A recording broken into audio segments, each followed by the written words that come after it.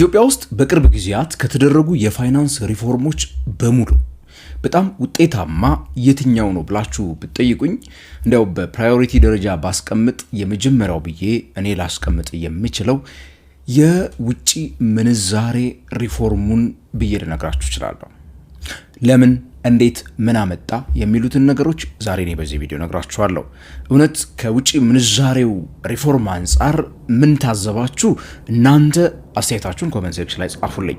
እኔ ግን እንደ አንድ ግለሰብ እንደ አንድ ባለሙያ የታዘብኳቸውን ነገሮች ከስራ ደግሞ ከምውልበት ጋርም የሚያያዙ ነገሮች ስላሏቸው ያየዋቸውን ነገሮች በዚህ ቪዲዮ ነግራችኋለሁ። የንጋት ፖስት ነው። ስለ ፋይናንስ፣ ስለ ቢዝነስና ካፒታል ማርኬት ሁሉ ጊዜ እናወራለን። ታዲያ ለቻናሉ አዲስ ከሆናችሁ ሰብስክራይብ በሉ። ከኢትዮጵያ ውጪ ካላችሁ ደግሞ ጆይን ካላችሁ ታበረታቱናላችሁ። አበረታቱን እያን ወደ ዛሬ ቪዲዮ እኔ በዚሁ የምገባ ነው የሚሆነው።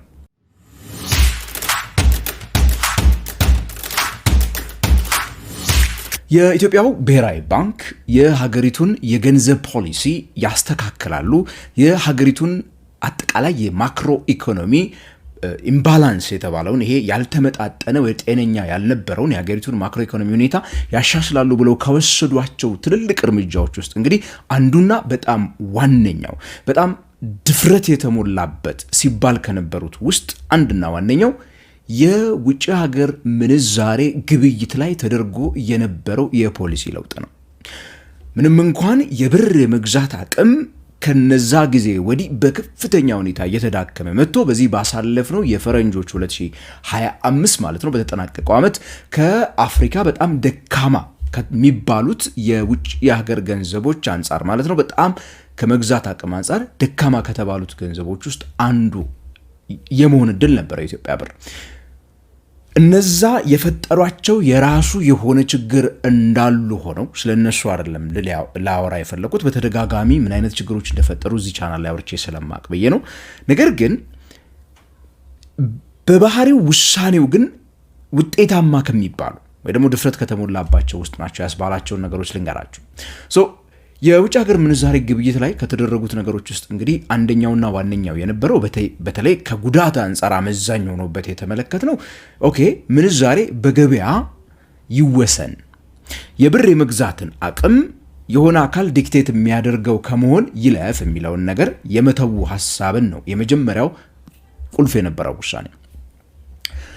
የብርን ዋጋ ፔግ አድርጎ ከዶላር አንጻር $1 ይሄን ያህል ብር ይሁን ብሎ እየተናገሩ ማስቀመጥ የሚችሉ ሀገራት አሉ ዓለም ላይ። ነገር ግን እንደዚህ አይነት ሀገራት ምን ማለት ናቸው? ወይ በቢሊዮኖች የሚቆጠሩ ዶላሮች ማለት ነው ከሚፈልጉት በላይ አንድ ሀገር የተለያዩ ኢምፖርቶችን የተለያዩ ክፍያዎችን ልትከፍል ከምትፈልገው በላይ በቂ የሆነ ዶላር ያላቸው ከሆኑ እነዚህ ሀገራት ወይ ነዳጅ ወይ ወርቅ ኦር whatever ያላቸው ነገር ኖሯቸው ከሆነ $1 ይሄን ያህል ይሁን እያሉ ዝም ብለው በራሳቸው ዲክቴት እያደረጉ መቀጠል ይችላሉ። እንደኛ ሀገር ግን ይሄ የባላንስ ኦፍ ፔመንት የምንለው የምናስወጣው ከምናስገባው የሚያንስ ስለሆነ እንደዛ አይነት የዶላር እጥረት ላለበት ሀገር ግን የኔን ሀገር ገንዘብ ይሄን ያክል ይሁን የውጪን ልንል አንችልም እኛ፣ ምክንያቱም የምናስገባው ከምንልከው ይበልጣልና። ስለዚህ የኛ ትንሽ ነገር ከናንተ አንጻር እኛ እንወስንላችሁ እኩል ነው ብለህ ብትናገር በፍጹም አትችልም። የመጀመሪያው እንግዲህ በገበያ ይወሰን ማለት ያንን ነገር ነው የሰበረው ነው። በገበያ በዓለሙ ገበያ ላይ አንድ ኮንቴነር የኛ ቡና ሲሄድ ያው እንግዲህ ይሄ የገበያ ሁኔታ የካፒታሊዝም ነገር ቢሆንም ስንት አይፎን ይሆናል የሚለውን ነገር እኩል ነው ብለን እኛ የምንወስንበትን ሂደት ያ አይሆንም አይነት ነገር ነው የመጀመሪያው ይሄ ነው። ያ በመደረጉ በአመዛኙ በጣም በዋጋ ግሽበት ተጎድተናል። እኛ ከውጭ ሀገር የሚገቡ እቃዎች በጣም ከፍተኛ የሆነ የዋጋ ጭማሪ አሳይተዋል። ብራችን ተዳክሟል። እጃችን ላይ ዋጋ የማጣት እድል ነበር። ነገር ግን ገበያውን የማስተካከል እንትን ነበረው። ምክንያቱም ከዛም ቀደም ቢሆን እንደምታስታውሱት እንደምታውቁት የኢትዮጵያ ብር ከዶላር አንጻር በትይዩ ገበያ ወይ ደግሞ በተለምዶ የጥቁር ገበያ እያልን በምንጠራው ነው አብዛኛው ነጋዴ እቃ እያባዛ የሚያስገባልን። ከዛ ስለሆነ አክሰስ የሚያደርገው ምኑን ዶላሩን። ምክንያቱም ዶላሩ በባንኮች ውስጥ አልነበረማ። ባንኮቹ ያን ዶላር አይሰጡም ነበረ። ባንኮቹ ራሱ ታስታውሳላችሁ በብዛት ይወራ ነበረ። ዶላሩን ይፈቅዱላችሁና የብላክ ዋጋ ጨምረው ውጪ ላይ ተቀብለዋችሁ ነው ኢቭን እቃ ኢምፖርት ስታደርጉ የነበሩት ነጋዴዎች ማለት ነው። የሚታወቅ ፀሐይ የሞቀው ወሬ ነበረ በባንኪንግ ኢንዱስትሪ ውስጥ። ታዲያ ይህንን በማስቀረት አትሊስት ባንኮቹ ተደራድረው የሚያዋጣ ዋጋ ገዝተው መልሰው የሚሸጡበትን አይነት ሁኔታ ፈጠረ። በተለይ ለኤክስፖርተሮች በተለይ ወደ ውጭ ምርት ለሚልኩ ሰዎች አትራፊ የሆኑበት ዓመት ነበረ። በዚህኛው ዓመት ይደግሙታልን አናቅም እንጂ የባለፈው ዓመት እንደምታውቁት አብዛኛው የቡና ኤክስፖርተር በጣም አትራፊ የሆነበት ዋነኛው ምክንያት የነበረው አንዱ የምንዛሬ ገበያው ከመስተካከሉ ጋር ተያይዞ ነው። ይህ በእንዲህ እንዳለ ከነዚህ ሁሉ ግን ይበልጥ ደግሞ ገበያው ላይ ከፍተኛ የሆነ የራሱን አስተዋጽኦ አድርጓል ብዬ ማምነው የውጭ ምንዛሬ ቢሮዎች መከፈት ነው። የፎሬክስ ቢሮዎች ማለት ነው። የፎሬክስ ቢሮዎች ስንል እንደ ሮሃ የፎሬክስ ቢሮ ያሉ ቢሮዎች እንግዲህ ከተከፈቱ ኦልሞስት አሁን ዓመት አልፏቸዋል ማለት እንችላለን።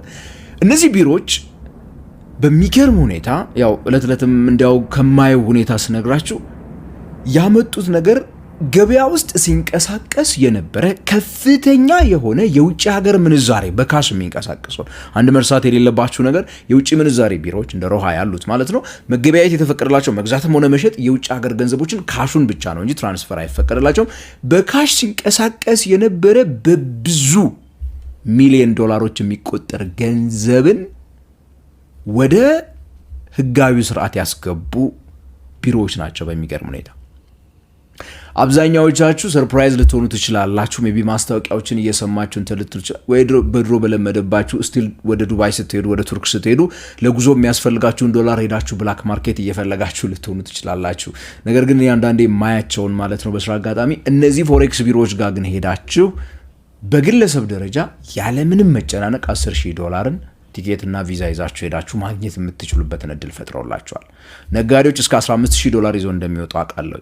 ከውጭ ሀገራት የሚመለሱ ደግሞ የኢትዮጵያውያን ዜጎች፣ የውጭ ሀገር ዜጎች እነዚህ ሁላ ህገወጡ ቦታ ሄደው 3 ብርና 4 ብር ላለማትረፍ እንደዛ አይነት ነገር መደባበቅ ውስጥ መግባትን የማይፈልጉ በጣም ብዙ ሰዎች አሉ። እነዚያ ሰዎች በገፍ ነው ወደ ሀገር ቤት ለምሳሌ አሁን ባለንበት አይነት የበዓል ታይም ሲሆንና በከፍተኛ ሁኔታ የዶላር ሽያጭ አለ። ከውጭ ይዘው ይመጣሉ፣ ለነሱ ይሸጡላቸዋል። ያንን ገንዘብ መልሰው እነዚህ ፎሬክስ ቢሮዎች ደግሞ ያስተላልፋሉ። አሁን ባለንበት ዘመን ወደ ውጭ ሀገር ጉዞ ለመጓዝ የሚፈልግ ሰው በትንሹ እንግዲህ 10,000 ዶላር እና 15,000 ዶላር ለመካከለኛ ገቢ ላላቸው ሰዎችና ለነጋዴዎች በቂ የሚባል ገንዘብ ሊሆን ይችላል። ሜቢ ሃይ ኔት ወርዝ ኢንዲቪጁዋልስ የምንላቸው ሀብታሞቹ ሰዎች ያ ገንዘብ በወጪ ደረጃ ብዙ ላይ በቃቸው ይችል ይሆናል። ነገር ግን 10,000 ዶላር ያገኘ ሰው 30-40,000 ዩኤኢ ድርሃም አግኝቷል እንደማለት ነው። ዱባይ ኦር አቡዳቢ ቢሄድ እንኳን ከፍተኛ የሆነ በሆነ በአጭር ጊዜ ሊጨርሰው የሚችለው አይነት ገንዘብ አይደለም።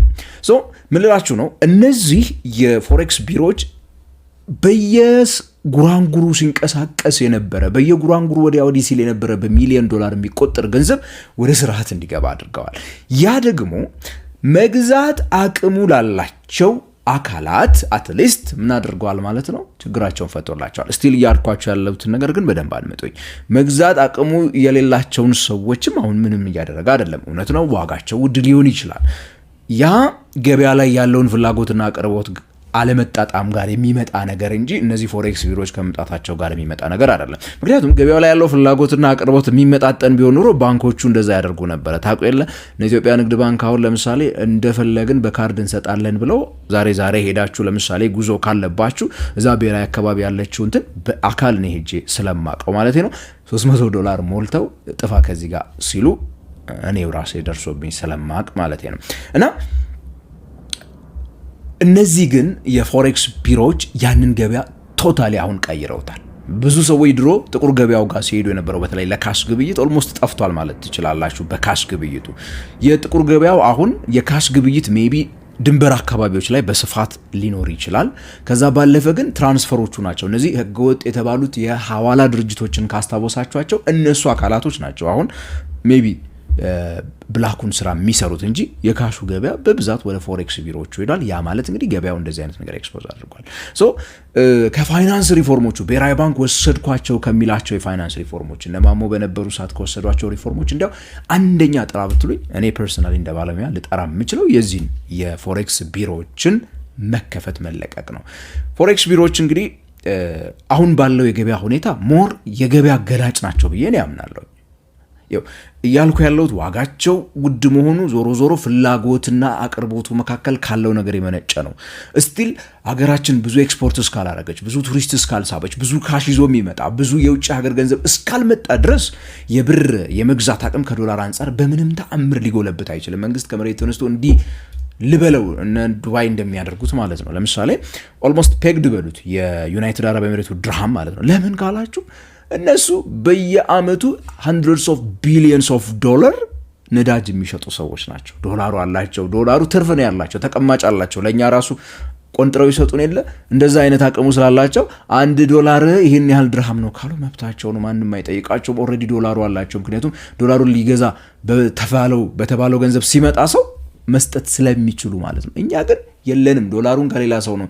ያ ማለት ምን ማለት ነው? እኛ ኮንቴነር ቡና ነው ይዘን መሄድ ያለብን ዶላሩ ስለሌለን።